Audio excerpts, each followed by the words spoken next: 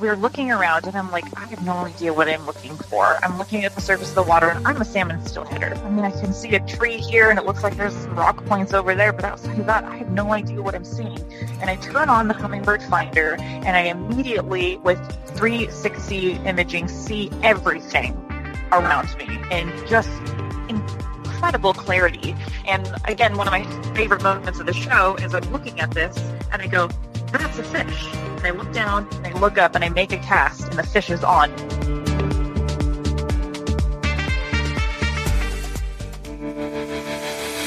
Welcome to the Woman Angler and Adventurer podcast, inspiring real women with a passion for fishing and the outdoors to go get their adventure on. Now, here's your fearless host, Angie Scott. Hey, welcome to the Woman Angler and Adventurer podcast. I'm Angie Scott. I hope you've been hanging in there during this crazy time and hopefully making the best of it. I know it's a tough situation, a lot of uncertainty going on, but, hopefully you're taking advantage of the time and maybe taking in some great fishing content that's out there online or like on the Waypoint TV app. One thing I wanted to talk about is this series that Hummingbird Minnkota just put out called the One-Boat Network Challenge. And it's a series of 4 episodes. And they've all been released at this point, so you can go to oneboatchallenge.com and check them all out.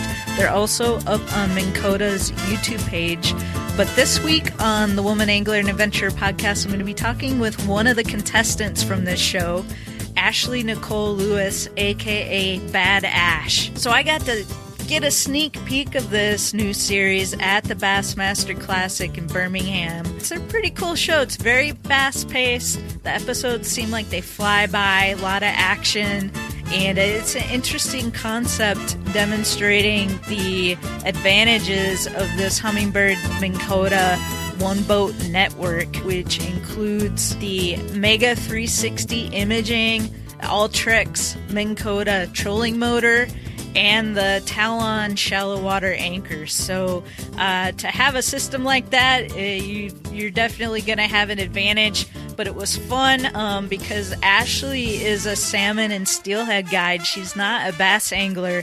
So to be kind of dropped in the middle of El Salto, Mexico, and having to figure this out and catch bass with her teammate Cameron Black's also a salmon and steelhead guide. They're both from Pacific Northwest, the green team for this, and it's just pretty cool. Some of the other contestants include Louis Vito, who's an Olympic snowboarder, and he got paired up with Willie Young, who's an NFL defensive end.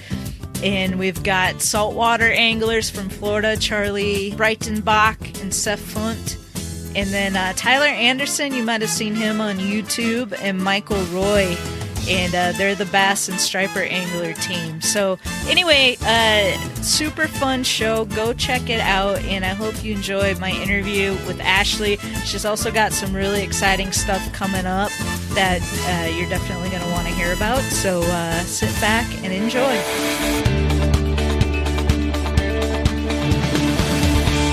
So first of all, I noticed as I've been kind of following you, I think I first found out about you when you launched your podcast, because I was like, oh, cool, somebody else is doing a podcast. So I listened to a few episodes, and that's kind of, I guess, how I got introduced to you. How has that been going? It was going really, really well. It's not really anything I did as I'm not like trying to be a podcast, star or anything like that. I just kind of needed a creative outlet. Mm-hmm. And I wanted to talk about the funny things that happened in my fishing career and life. And so really, really well. And there's a handful of episodes that are just kind of about like silly things and have done like really, really well. And then I took a bit of a hiatus as I was finishing up school, and then I'm back at it now. But I love podcasting. Like, it's so nice to just be able to like tune in, listen to something that you are interested in and care about, and kind of continue on and do some other things in your day. You can be productive and listen to a podcast, which is great. So it's been fun for me to create, and I'm a huge podcast fan anyway. So awesome. Yeah, well, you've probably learned, though, too, it's a lot of work.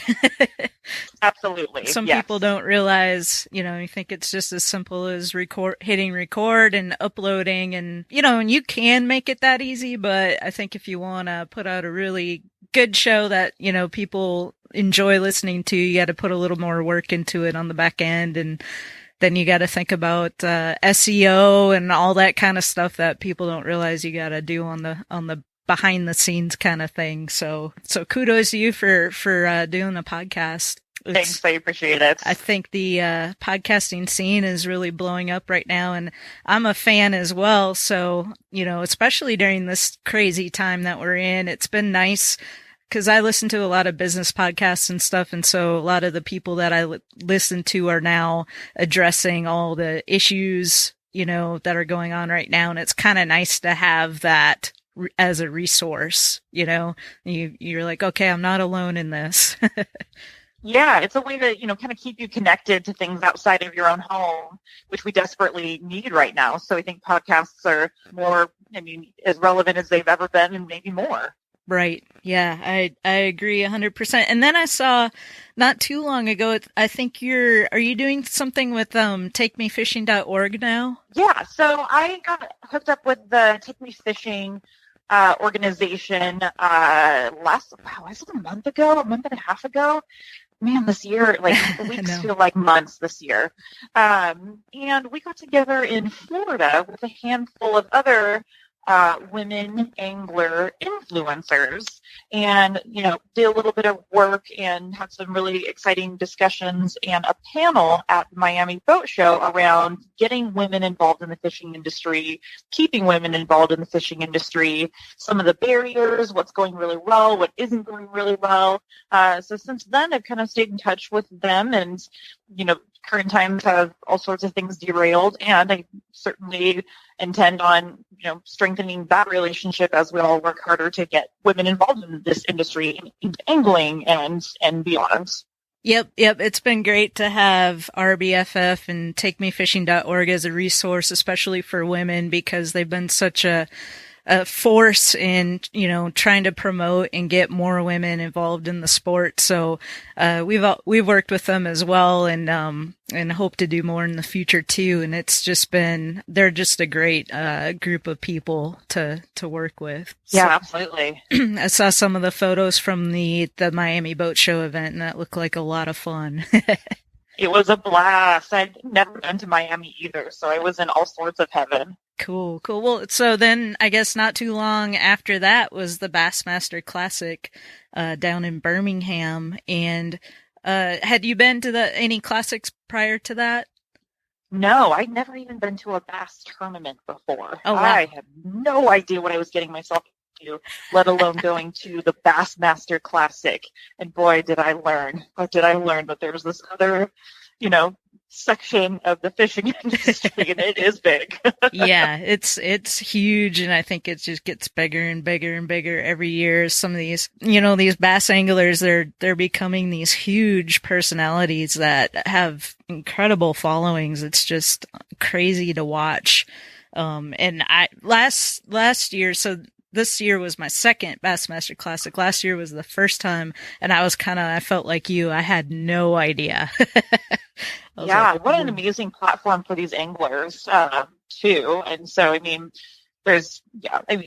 just the weigh-in event alone and all of the activities that go around that, and then, the media day associated with it, there's so much, and it's a fantastic platform for these anglers to, talk about their careers and their causes, and what a cool event. Yeah, and it's funny this year, it was probably one of the last big events that actually happened in fishing or the sporting industry before everything started getting shut down, because I don't know what your experience was like there, but I was just like getting people messaging me saying, hey, this coronavirus thing's kind of serious. I don't know, it's probably spreading down that way. Maybe you should be concerned. And I was like, oh, geez, like what's going on, and I think, I feel pretty fortunate because there were a lot of people there packed in a very, tight space for how many people that were actually there, like at the expo. And, I feel pretty lucky to have gotten out of there without getting any kind of, illness, or I heard a lot of people got the flu. So yeah, isn't that the truth? And I flew back into Seattle, and at the time, as this was all ramping up, Seattle was the hot spot of the nation, the first cases in the nation, and was quickly the first big hot spot for COVID-19. And I was concerned that I wasn't going to be able to fly home. I was worried that I was, going to spend a little bit of extra time in Birmingham, Alabama. And then when I did fly home a couple of days later, so another part of my job is that I work with the O'Loughlin trade shows, which is the Pacific Northwest, the Washington, and the Central Oregon Sportsman Show. So I flew in and went straight down to Central Oregon to open up the Sportsman Show, to quickly close it like hours before we were supposed to open, because the governor of Oregon had given the orders that no large gatherings could happen. And then I've kind of been home ever since. Yeah, now our lives we had no idea what was about to happen when we were down there in Birmingham, that's for sure. So talk about what brought you to the Classic this year. It's kind of exciting. Yeah, so what brought me to the Classic was the premiere of the One-Boat Challenge. And the One-Boat Challenge was a bass tournament held on El Salto Lake in Mexico. I got the invite from Hummingbird Minnkota to come down to Mexico alongside a handful of other anglers across the country who are, known in their respective fisheries, or otherwise are experts or guides, to compete against them in a competition using the One-Boat Network with Hummingbird Minnkota on a Vexus boat. So essentially, we all got dropped in the middle of Mexico on a lake none of us had been on or been to before, and all but one had any sort of experience bass fishing. And then we were told to go and compete at the highest level possible. And so that show premiered at the Bassmaster Classic, which you got to see. And then we are going to let this Thursday, the final episode comes out of the One-Boat Challenge. So it's been an exciting couple of weeks. Yeah, it was really cool to get to see those episodes there at the Classic. And it's just a really fun, I felt like the episodes just fly by because they're really fast paced and, exciting to watch. And it's something different that no one's really done before. And, it's kind of reminded me a little bit of like a Survivor type of format, where they give you a specific challenge and you go out and see how good you can do using the One-Boat Network. Can you tell people who might not be familiar what the One-Boat Network is and what it was like being able to use that? Yeah, so the One-Boat Network is essentially the link between Minnkota Motors and Hummingbird Fish Finder Electronics, where we got to take these boats with this setup. And, not knowing this area, not knowing bass fishing, not knowing how big this lake is, to use those electronics to start targeting fish. So one of my favorite moments of the show is my partner and I had stopped at this little like inlet on the lake, and we're looking around, and I'm like, I have no idea what I'm looking for. I'm looking at the surface of the water, and I'm a salmon steelheader, so I'm fishing in current, I'm fishing in moving water, and I completely rely on the surface of the water, the little ripples and tail outs and things like that to tell me what's happening on the bottom. And when you're in a lake and it's standing water, I'm like, I can see a tree here and it looks like there's some rock points over there, but outside of that, I have no idea what I'm seeing. And I turn on the Hummingbird Finder and I immediately, with 360 imaging, see everything around me in just incredible clarity. And again, one of my favorite moments of the show is I'm looking at this and I go, that's a fish. and I look down and I look up and I make a cast and the fish is on immediately. and to be able to have that kind of information at your fingertips and that kind of success so quickly, that's when I realized how significant the One-Boat Network is. So in addition to that, what I didn't mention is we had talons too. So shallow water anchor system. So we found a spot and we found fish with our Hummingbird finder. We had our Hummingbird motor to kind of like keep us in place and navigate us around where we wanted. When we found a really good spot, we could just talon down and we are stuck in place and we are right where we need to be. And so, I mean, it felt like fishing with an entire team or network, if you will, of folks. And it was just me and my partner and this huge lake. So, I mean, having those electronics, and you get to see a lot of that in the show, how effective those things are. But really, you get to see, like, what is it like to be a new angler to an area, even if you're not a new angler in general, and to have to figure that out. So, I mean, I think that we do it in a way that somebody that's newer to bass fishing or newer to fishing in general, once you get, like, kind of comfortable with the electronics, you're really in a good space to go out and have some success pretty quickly. Yeah. So coming from your world, which I guess is mostly like steelhead fishing, you said on rivers, I guess. Yeah, exactly. So did it kind of feel like cheating in a way, having all this at your disposal? I mean, yes and no.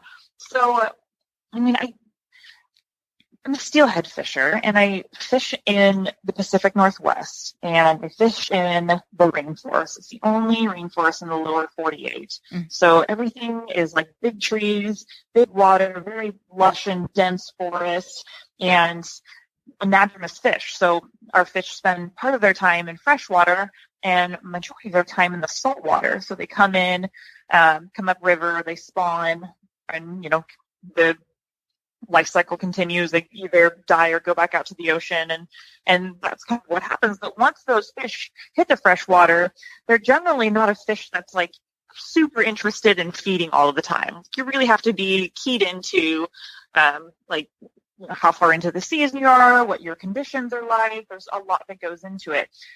And so trying to apply that to bass fishing was, in one aspect, really easy in that I understand that, like, these fish are trying to find structure, and here's how they're spending their time, and you know, that sort of thing. But it was really difficult because bass are such a world different from steelhead and salmon. So I feel like I have the advantage in that if I need to cast right underneath that little branch and drop it right along my lure right along this rock face, yeah, I can definitely do that. I've spent some time doing that sort of thing.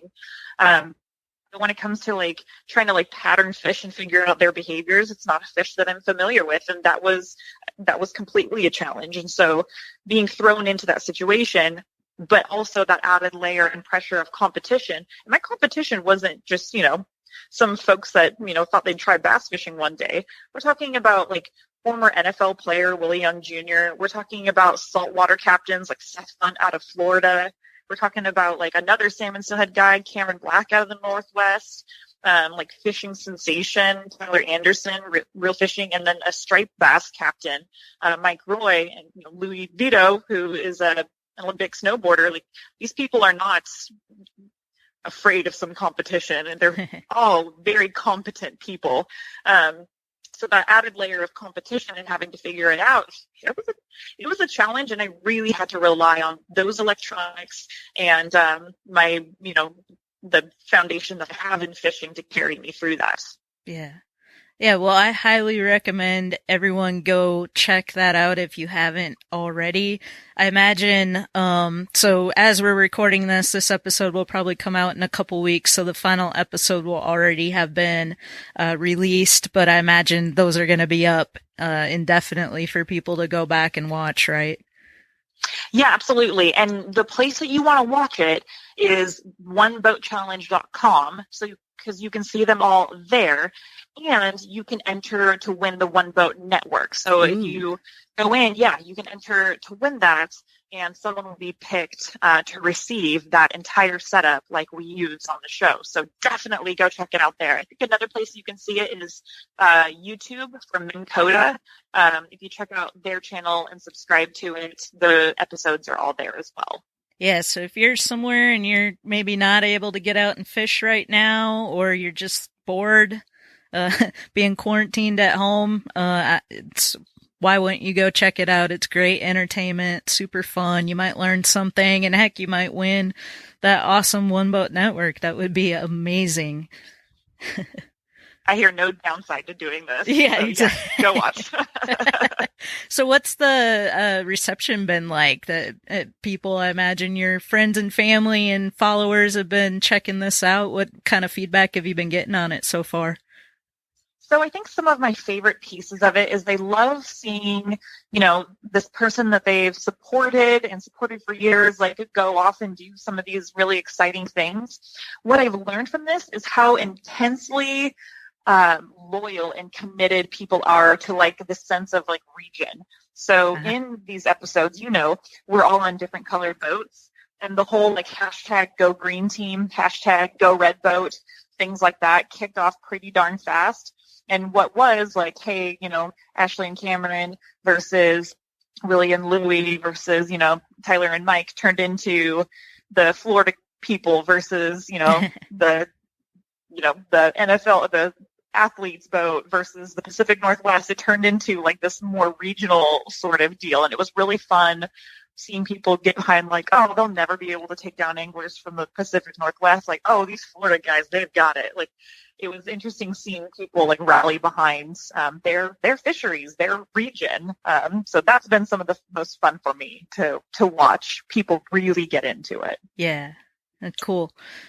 Awesome. Well, yeah, again, go check that out. And what's upcoming for you? Anything exciting once we get past all this? No one really knows how long it's going to last or where we're going to really end up. But if everything goes well, hopefully, any big plans coming up or exciting things? Yeah, I have some really exciting things coming up. So I partnered with NBC Sports Northwest for a digital series called Breakout with Bad Ash. And it is going to be essentially kind of what the title sounds like, breaking down these barriers that get people into fishing and checking out all of these amazing and accessible fisheries in the Pacific Northwest. You get to see me as an expert doing some things, and you get to see me as a novice, kind of like we saw in the One Boat Challenge at moments, like learning something new.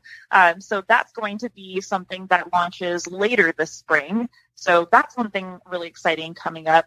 Another thing is, since I've been home, and like many, many others, I have just reinvestigated the things I have hanging out in my freezer.